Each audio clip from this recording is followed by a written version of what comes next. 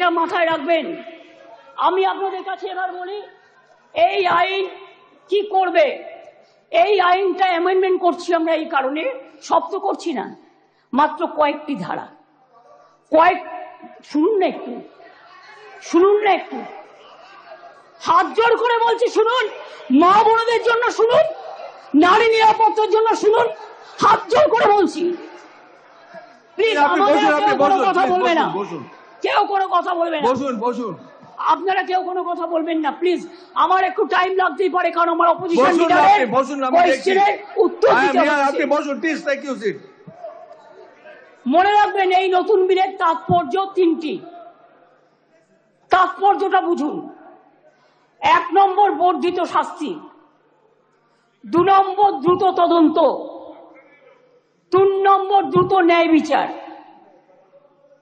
নতুন আইন সুনিশ্চিত করবে যে ধর্ষণ এবং নারী শিশুর প্রতি সকল যৌন হিংসায় শাস্তি হবে কঠোরতম। ভারতীয় ন্যায় সংহিতা এবং পস্কো আইনে এসব ক্ষেত্রে যে শাস্তির কথা বলা আছে তা আমাদের আইনে উল্লেখযোগ্যভাবে বৃদ্ধি করা হয়েছে। ধর্ষণ ও গণধর্ষণের ক্ষেত্রে ভারতীয় ন্যায় সংহিতার যে শাস্তির কথা বলা হয়েছে 10 থেকে 20 বছরের সশ্রম কারাদণ্ড এবং ক্ষেত্র বিশেষে যাবজ্জীবন সশ্রম কারাদণ্ড। আমরা এটাকে করছি আমৃত্যু সশ্রম কারাদণ্ড থেকে গুরুতর থেকে ক্ষেত্রে এমনকি প্রাণদণ্ড, এইটুকুই আমরা চেঞ্জ করেছি। ধর্ষণ বা গণধর্ষণের ফলে নির্যাতিতার মৃত্যু হলে বা নির্যাতিত সম্পূর্ণ ভেজিটেবল হয়ে গেলে ভারতীয় ন্যায় সংহিতায় এর শাস্তি বলা আছে 20 বছরের সশ্রম কারাদণ্ড এবং ক্ষেত্র বিশেষে যাবজ্জীবন সশ্রম কারাদণ্ড। আমরা এটাকে করেছি প্রাণদণ্ড ও জরিমানা। এ প্রসঙ্গে বলি, এমনকি আর্থিক জরিমানার কথাও বলা হয়েছে যে ধর্ষিতা বা নির্যাতিতার চিকিৎসাগত অথবা তার নিকটাত্মীয়ের সামাজিক ও মানসিক পুনর্বাসনেও সেটা সহায়ক হয়। অ্যাসিড আক্রমণের ক্ষেত্রে অনেক সময় দেখবেন মেয়েদের অ্যাসিড ছুঁড়ে মারে। অ্যাসিড আক্রমণের ক্ষেত্রে ভারতীয় ন্যায় সংহিতার এর শাস্তিতে বলা আছে 10 বছরের সশ্রম কারাদণ্ড, ক্ষেত্র বিশেষে যাবজ্জীবন সশ্রম কারাদণ্ড এবং ফাইন। আমরা এই শাস্তি বাড়িয়ে করেছি, আরজি করার জন্যই তো এটা হচ্ছে, আমৃত্যু কারাদণ্ড এবং ক্ষেত্র বিশেষে প্রাণদণ্ড।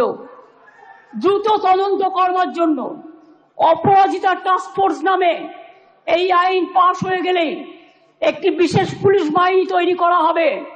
এই ধরনের অপরাধের দ্রুততম তদন্তের জন্য প্রাথমিক রিপোর্ট আসার পরে 21 দিনের মধ্যে তদন্ত সমাপ্ত হবে। খুব ব্যতিক্রমের ক্ষেত্রে বড় জোর 15 দিন পর্যন্ত তদন্ত সীমা বাড়ানো যেতে পারে। শিশুদের জড়িয়ে কোনো অপরাধ সংগঠিত হলে সাক্ষ্য সংগ্রহ হবে 7 দিনের মধ্যে। দ্রুততম বিচারের স্বার্থে বিশেষ আদালত তৈরি হচ্ছে। চার্জশিট জমা দেওয়ার 30 দিনের মধ্যে ট্রায়াল শেষ করতে হবে।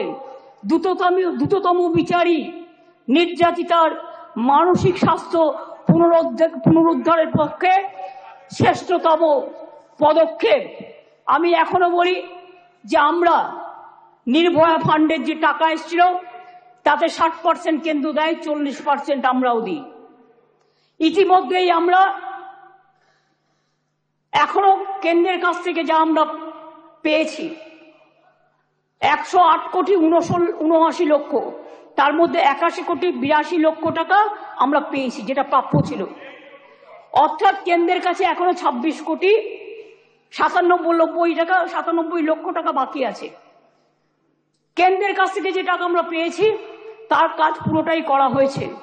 72% টাকার ইউসিও জমা পড়েছে, বাকি টাকার কাজ দ্রুত গতিতে চলছে। এতে গেল কেন্দ্রের থেকে প্রাপ্য টাকা হিসেব। এবার আসি স্টেট শেয়ারে।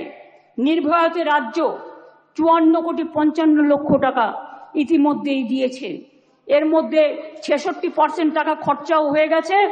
রাজ্য এক্ষেত্রে আরো 17,98,00,000 টাকা এই ক্ষেত্রে রাজ্য আরো দেবে।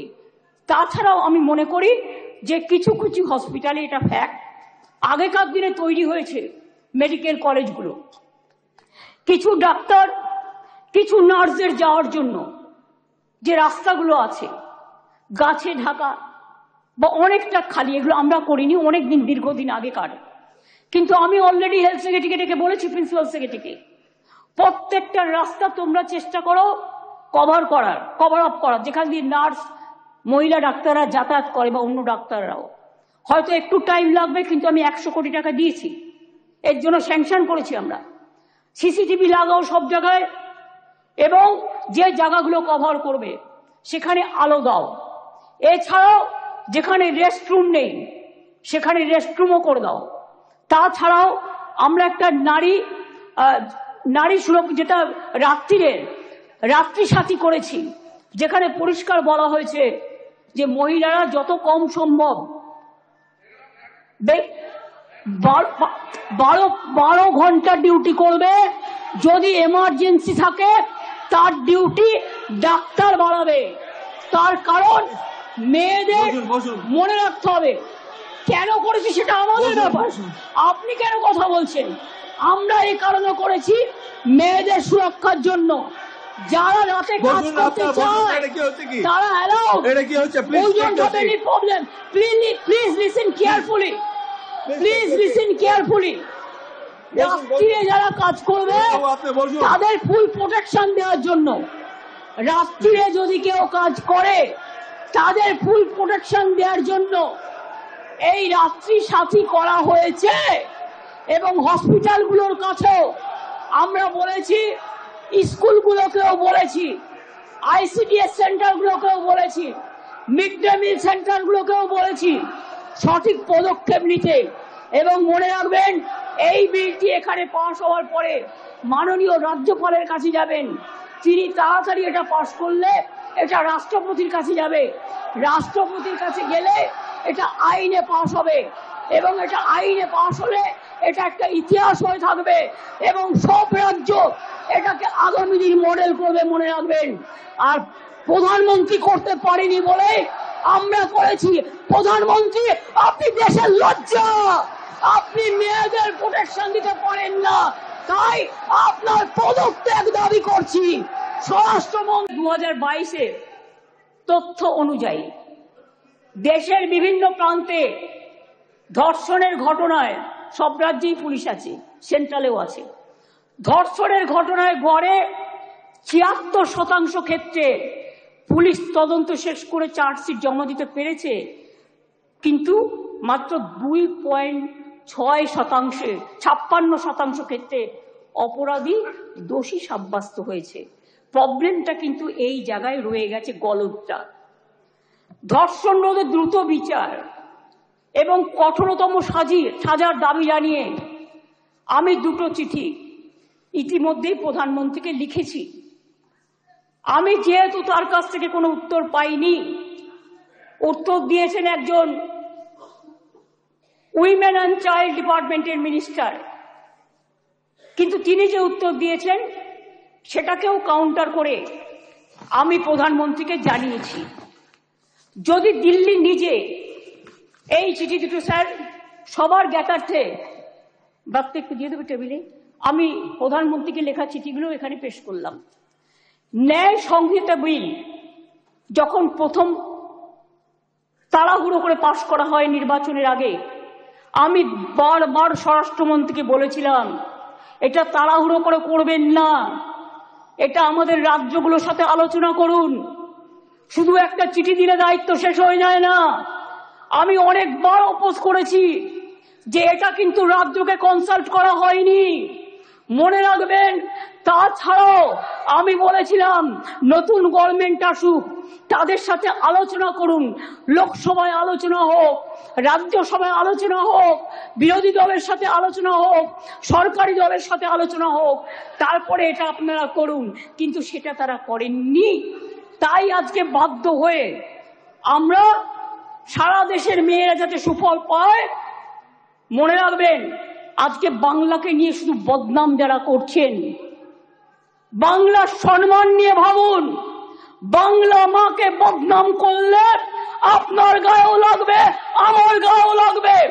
আমাকে আপনারা 50টা কটু কথা বলুন, আমার কোনো যায় আসে না। যেভাবে আপনারা আমাকে অসম্মান করেছেন, আপনাদের প্রধানমন্ত্রীকে আমরা সেভাবে অসম্মান করিনি। কখনো ভেবেছেন যে আপনারা যেভাবে আমার বিরুদ্ধে বলছেন, আমাদের দল যদি সেভাবে প্রধানমন্ত্রীর বিরুদ্ধে বলে, স্বরাষ্ট্রমন্ত্রীর বিরুদ্ধে বলে, আপনাদের মুখ্যমন্ত্রীগুলোর বিরুদ্ধে বলে, আপনারা তখন কি দেখবেন?